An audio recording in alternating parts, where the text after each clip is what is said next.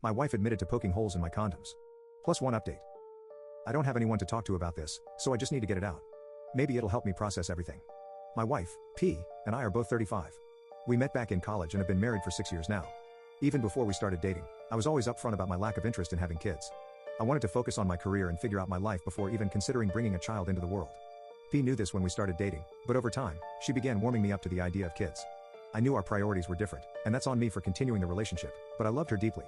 She's my best friend and was my rock during one of the hardest times of my life. About 2 years into our marriage, P got pregnant. I believed it was just an accident. I didn't get upset or blame her, just wanted to make that clear. I supported her throughout the entire pregnancy, and when our twin baby girls were born, they instantly became my everything.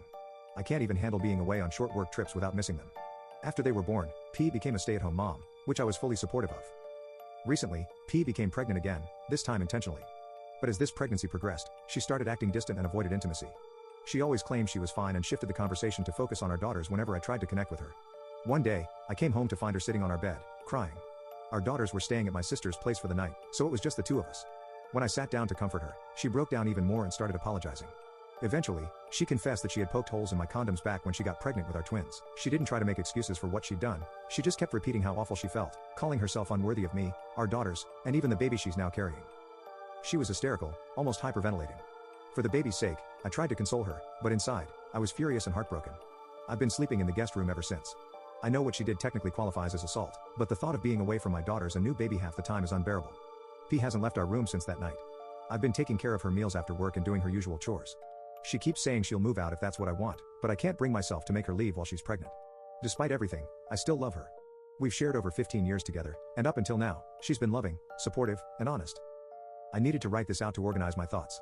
My daughters are the only thing keeping me from breaking down completely. I know I might seem weak for even considering forgiving her, but I'm also thinking about what divorce might look like after the baby is born. Part of me wants her to stay here, even if we're no longer together. I've taken a few days off work to process everything. Update: my wife admitted to poking holes in my condoms. First, thank you for reading and responding to my story. Whether you gave me advice or told me to toughen up, I appreciate the input. I've decided to pursue couples therapy with P, along with therapy for myself. She seems to be doing a bit better, less stressed than before. And no, I'm not going to make her leave the house while she's 5 months pregnant. She's still keeping to herself in our room, which means I've had to take on a lot of her responsibilities. On a positive note, I had a great day out with my daughters. We went to see Moana 2.